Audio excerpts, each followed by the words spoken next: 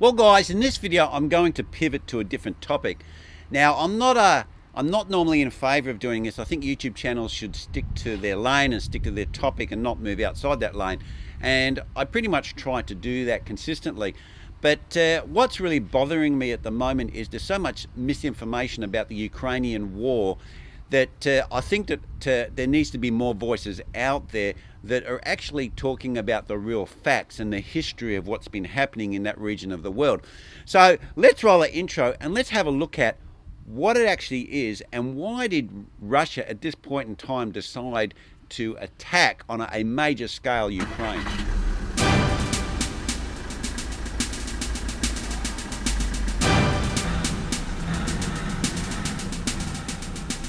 Now, the first thing we need to realize is that this is a long, ongoing story. This is not a story that happened 2 weeks ago and Vladimir Putin had a bit of a psycho attack and he decided to send his forces into Ukraine, which some Western media is trying to portray. They're trying to say that Putin's lost his mind. He hasn't lost his mind. What he's done in Ukraine is an extremely decisive and specific reason why he's gone into Ukraine. And not only is it a specific reason, it's not something he wants. This is something that is extremely important to the economic future of Russia. And that's why he's actually had to go into Ukraine and do this invasion. Now, before we understand why Russia has done this invasion into Ukraine, we need to understand Russia's economy. Now, Russia's economy is based on oil and gas. And if they can't sell that gas, or they've got a significant competitor, that could very, very severely impact the economy of that country and could actually even make them quite poor. And even currently, Russia has only an economy equal to Spain. So reducing that would severely affect the people in Russia and their standard of living. So this is where we need to basically start. And now what we're going to do, we're going to travel back in time and we're going to go back to when Ukraine was aligned with Russia or was part of the United Soviet Social Republic. Now, back when Ukraine was aligned with Russia, a pipeline was built in Ukraine to be able to transfer this gas from Russia to the east. And always happy days because they were all one, they were all in the same boat and they were selling their product to Europe. Europe were paying them, everyone was happy. But then of course we had the collapse of the United Soviet Social Republic and a number of countries broke away. And even when this did happen, Ukraine was still pretty much aligned with Russia. So there wasn't really much conflict and everything was ticking along nicely. My kind of love.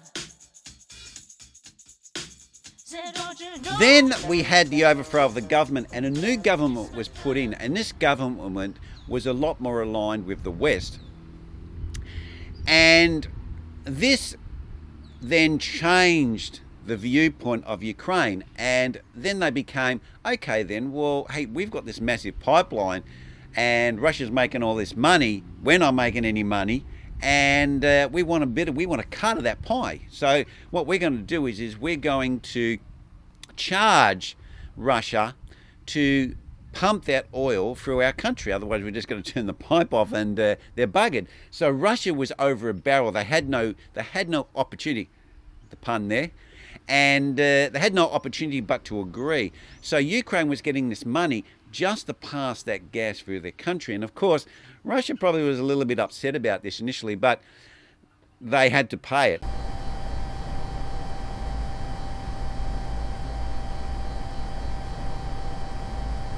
So Russia sat down and they started scratching. They said, look, we don't really want to pay this money to Ukraine. They're fleecing us. What can we do about this? So what they did is they built pipelines through the north and coming into Europe through the Bering Strait and so forth, a number of pipelines to basically bypass Ukraine. So we get to a point now in history where pretty much hardly any of the gas goes for Ukraine because Russia now has got contingencies and they don't have to rely on Ukraine to get the gas from Russia to Europe. So all good, and we're still paying for that even though we've got sanctions. Europe and America are still paying Russia billions of dollars for that gas and oil.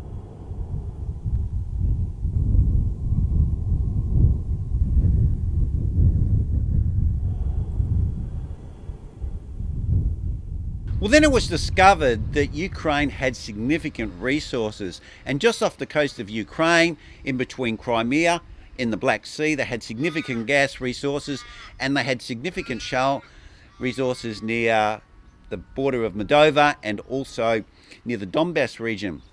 So this raised a few eyebrows, but at this point in time, Ukraine did not have the money to be able to get those resources out of the ground. So Russia was still sitting in a pretty position because Ukraine had all these resources, but they couldn't get them out of the ground. But of course, Russia would have been a bit concerned about this because they go, hang on a sec, if they can actually get that stuff out of the ground, we're going to have significant competition.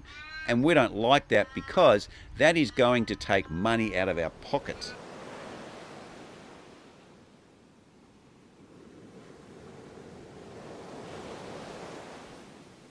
Well, that's where the West stepped in, and not West stepped in as governments like NATO or anyone like that, or the European Union.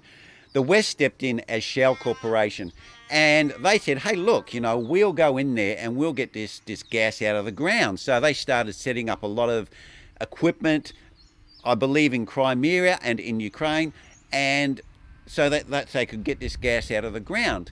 And then what happened?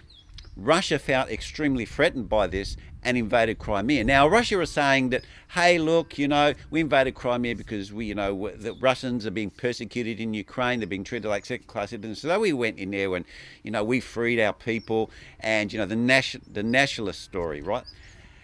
But the reality is that because now Russia have taken Crimea, their boundary as far as the water goes around Crimea takes about 85% of those gas fields. So obviously Ukraine was pretty pissed about this, and Russia had basically cut off Ukraine access to those fields, and then they also basically seized all of the Shell equipment. So then that also destabilizes the country, so no Western corporation wants to go in anymore, and it shuts down this whole exploration and the ability for Ukraine to get that oil out of the ground and take some business away from Russia.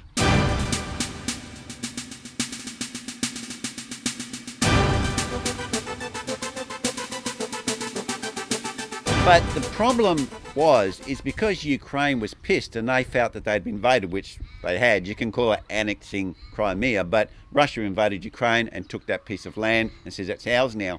So what actually the problem is with Crimea is it's a very low-lying land and there's really no fresh water there, or very little. And there's a lot of salt plains and so forth there. So what had happened is that there was a canal coming from the main river that runs through Ukraine, and that canal was then passing water to Crimea. So they had water there, and they had water to grow things and drink water and, basically feed their cities and be able to grow stuff and supply water to the cities on that peninsula.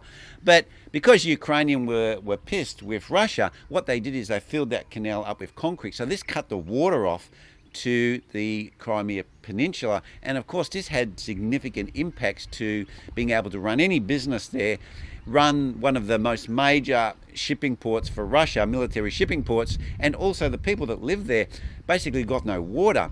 So this little clock was ticking down, and the reserves of water in Crimea were running incredibly low, and with 2020 being one of the hottest years in that area, it was very, very dry, and the reserves of water became extremely low.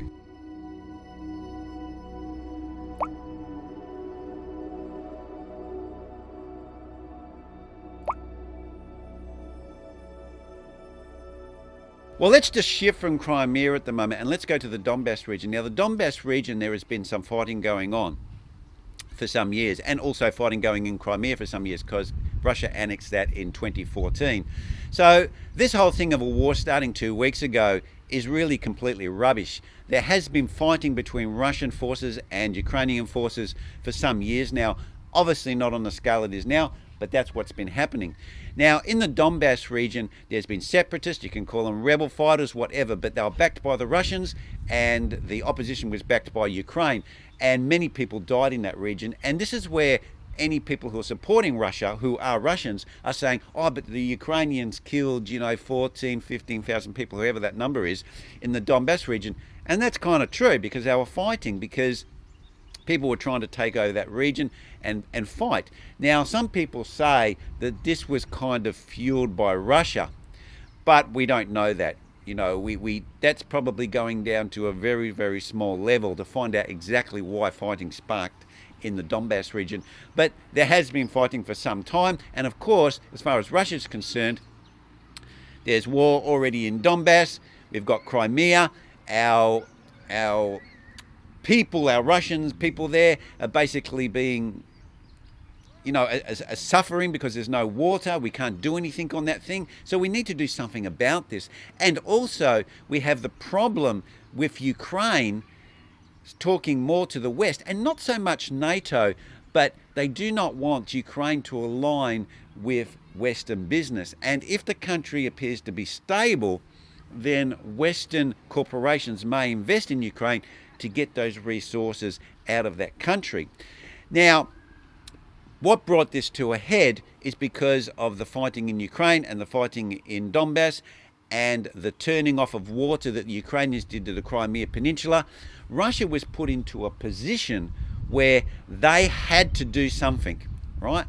And it was affecting, it potentially could affect their economy significantly, and also it was affecting their ability to be able to continue their occupation of Crimea. So what they had to do is they had to go into Ukraine, they have to change the government so that there'll be no government talks with Western corporations or Western alignment, and they also needed to go in to unblock this canal to allow the water to come back to Crimea, so therefore then that they can build their infrastructure and their people now in Russia can have a normal life and not basically, dying because there's no water. So that's really the impetus why Russia had to go in. And they really, because there was these political and physical interactions between the two countries, Russia was forced to go in. But of course, if you go into a country saying, hey, look, we want to shut off their oil, we want to shut off their gas, and Ukraine saying, well, we want to mine our gas and we want to mine our oil, that's why we're doing this, that doesn't have a very good political statement. So what people like to do is they like to say, oh, Russians were killed, Russians are being killed in Donbass, and there's fighting in Crimea, and we had a referendum in Crimea, and the people there want to be part of Russia, and we need to free our people, so we as Russians are going to go in. So they're really talking this nationalist type talk, and people kind of relate to that politically, and they go, oh, we are doing this for the good of our people, right? And people go, oh yeah, that's great, thanks Vladimir, that's great that you're doing that. And on the other side of the coin, the West don't really want to push this oil criteria, because the same thing, it doesn't raise the same emotion that it does if you're talking about money and oil and economies. They wanted to make it out so it's about NATO.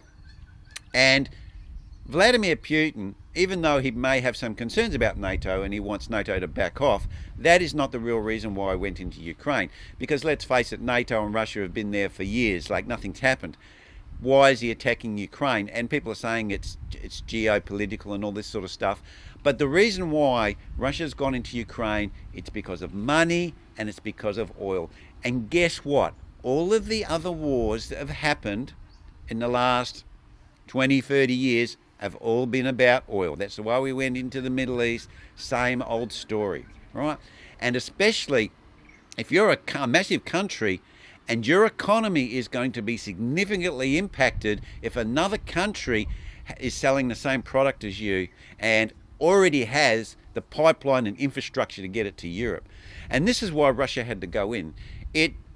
Well, when I say had to go in, well, they didn't have to go in, but economically they had to go in, and they also had to get water to the people in Crimea. So, and that's exactly what they're doing right now. They're unblocking that canal to allow that water to flow back into Crimea. And this is the real story about why Russia had to go in. And even I'm hearing experts, on the West who are people talking from the governments, and they don't want to talk about this oil and gas. Sometimes they mention it a little bit. They say, Ukraine's rich in oil and gas, but they don't want to elaborate on it. And they also don't want to talk about Crimea and how the water's been shut off. And they mention that only in small bites as well. So for some reason, the West does not want to talk about that side of the reason why this war's happened. And Russia doesn't want to talk about that reason why this war's happened. And we get all this kind of, glory stuff and nationalist stuff, and it's about NATO. It's like good and bad, but it's not about good and bad. It's just about money, unfortunately. Well, guys, leave your comments down below if you've got anything to add. But I really felt I had to get this out there because I, like everyone else, wanted to know why all of a sudden did Russia invade Ukraine, and they're saying that Putin's lost his mind. I go, well, I don't think that, right? And then they go, it's all about NATO going into Ukraine becoming a NATO member. Well, if you go and look at what the discussions have been over the last 12 months, Ukraine's a long way from being a NATO member. It's like, I don't even know if it's even applied up until very, very recently, and they just signed the application. The fact that Ukraine may become a NATO member was exactly that, might. They weren't going through the process of becoming a NATO member. So then you discard that, right? And you go, well, then why the hell? Is it really geopolitical? Is Russia really so worried that NATO and the Europeans are going to come flying over the border and take Russia? Why would anyone do that? Why would anyone want to take Russia? I mean, okay, they've got oil and gas, but we already have pipelines and we're paying for it and everyone's happy, Larry. So I don't really understand why that was the reason as well. And then I started digging around and looking around and going, why the hell is Russia making a massive invasion into Ukraine? And the reason is they want to control the oil fields. They want to control the pipeline and infrastructure that gets that oil out of Ukraine. And they also want a government that they can work with to get that out. And that's why Russia are in Ukraine. It has nothing to do with all this geopolitical rubbish that we're getting. Okay, guys, that's where I'm going to leave it. And I know this is a bit of out of my normal style, but as I said, so much misinformation out there, it's insane. And I suppose this is the world Russia play, and this is the world that the West play as well. Anyway, guys, that's where I'm going to leave it, and I will catch you next vid.